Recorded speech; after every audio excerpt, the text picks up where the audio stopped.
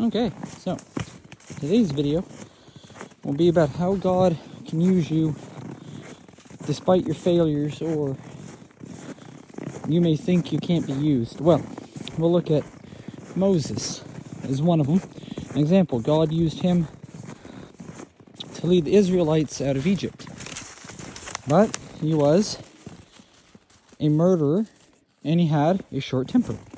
As he was younger, he seen an Egyptian beating up one of his fellow Hebrews, and so he, in a fit of rage, killed him, and then he fled for 40 years, but God used him eventually. That was a great man.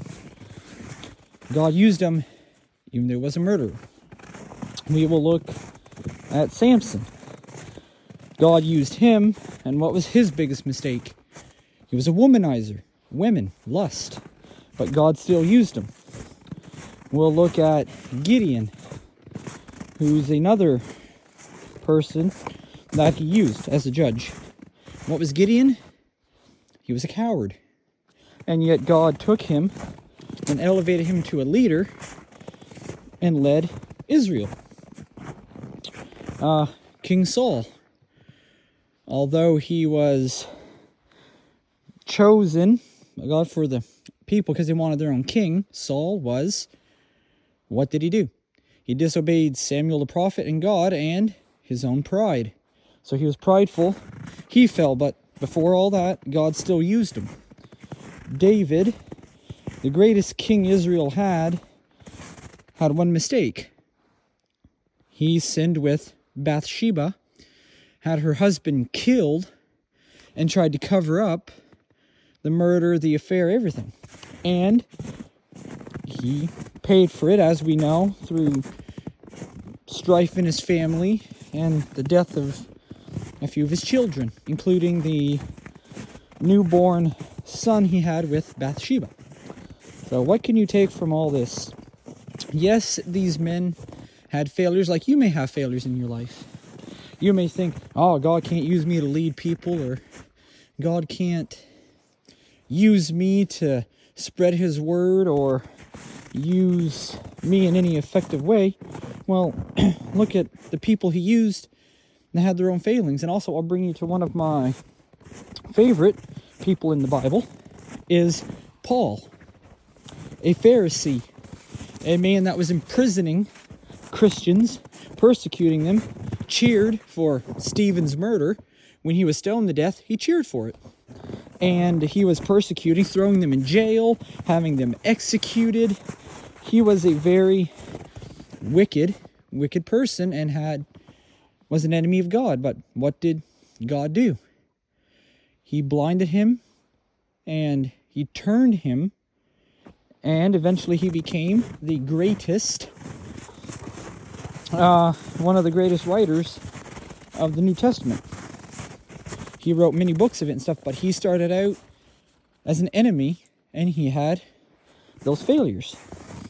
Now, this should give you encouragement that no matter what you've done, how you've screwed up in your life, or, maybe you just don't think God can use you, look at these few men that I outlined.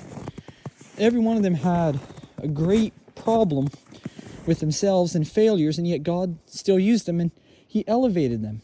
So, it shows. Also, I'll bring it back to David. He was a shepherd. Now, for those of you that don't know, shepherds were the lowest of the low. Okay, you think of the poorest of the poor, that was a shepherd. That's how far down in the basic job line a shepherd was. It was one of the worst jobs you could have. And yet, the youngest out of all his brothers, he was chosen by God to be king. So here God took a lowly shepherd boy, the youngest in his family, slayed a giant, and elevated him to one of the greatest kings the Bible has ever known. And that is just awe-inspiring if you think about it. How he can take the most humblest and most failed people that the world looks down on and can elevate them to lead others. Now, does this mean you can be a leader? Well, as long as you trust God, follow him, I believe, yes, as a man, you are supposed to lead as a Christian. either in your church or you lead your family, but as a man, you're called to lead, and you have to step up and you have to lead. God calls you, and sure, you may not feel prepared for it. Guess what? None of these other guys were. Gideon wasn't. He was hiding in a wine press. He was a coward. Yet, called to be a leader. What did he do? Answer God's call. There was a prophet. I can't think of his name now. But it said, who should I send? He said, send me. You see, God calls you, and you can choose. Do you want to answer that call and step up and be a leader? Or do you not want to do it and just remain where you are? Now, there's nothing wrong with being where you are, but I believe all men should lead, whether that's in your church or your family. The man is the head of it, contrary to what the world thinks, and that might get on some people's nerve. And they're like, oh, but men aren't meant to lead. Well, if you look back at the Garden of Eden, how did it go? Like, what did God do?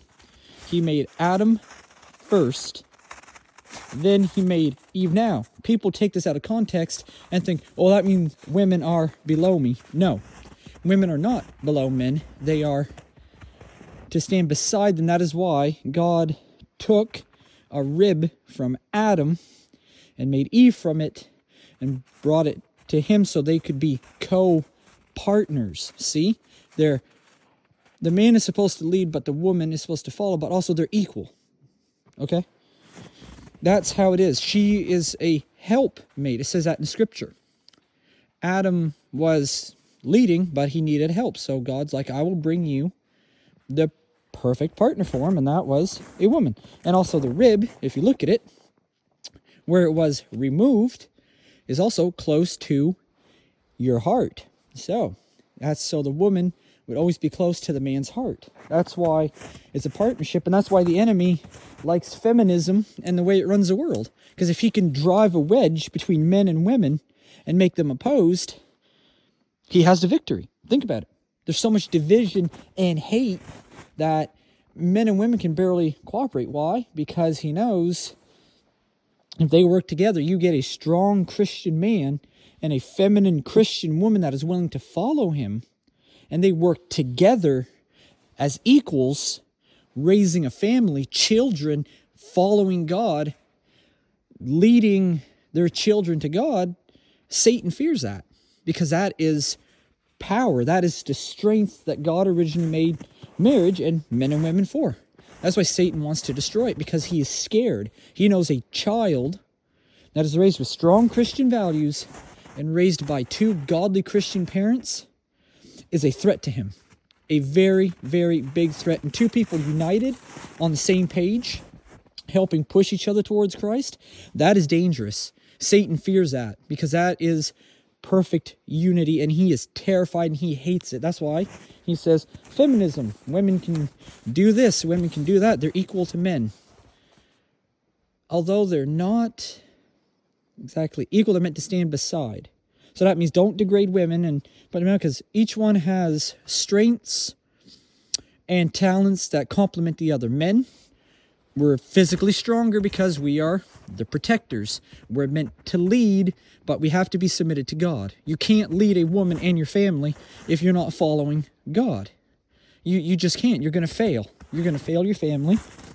You're going to fail in your task that God has for you because you're not trusting and following Him. That's why you have to submit to God. You have to seek His kingdom first and His righteousness, and all these things will be added onto you. As a man, we have to work for leadership. Yes, we do. And women, if she is going to follow you, a good Christian one that is feminine, and you want a submissive wife that will trust you, you have to show her, I know what I'm doing. I'm submitted to God. He's put me in this position, and I'm going forward. And she has to be willing to submit and trust you, that you can lead her and your future children effectively and lead them towards God and not away. So, it's not about division. We need unity. And in the church, we need more men to step up and lead. If we had more men leading, the world wouldn't be where it was. How did we get here? Weak, effeminate men in power. Very few godly Christian men are in positions of power, and mostly women lead, and that's because, well, men have basically stepped down. Most of them are pansy soy boys. I'm a guy, but I'm willing to call you guys out. You know, you, as most men I see nowadays, especially Christians, are cowards. They are too scared to lead. They don't want to lead because they're terrified. They're terrified of failing. Well, God used the failures of all the men I mentioned. He made them great leaders. If you trust God, God can use you despite your failures. So, lead and step up. This is, you know, what men need to do. You want to improve your church, your family. You want God to give you that beautiful feminine wife that you can lead and have children. Well, guess what? Step up, be a man, be a leader. To quote David Hammond, a good friend of mine, and Braden, it's time to grab your nutsack and lead. So step up and do it. Start small. Trust God. Be submitted. Seek Him and His righteousness. Concentrate on that.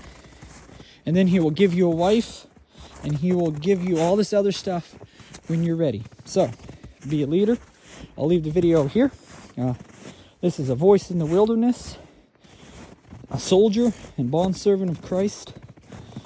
May God watch over you and bless you, and may you have a wonderful rest of the day, night, afternoon, whenever you watch this. May God's light be a lamp onto your path, and may He guide and watch over you each day. Farewell.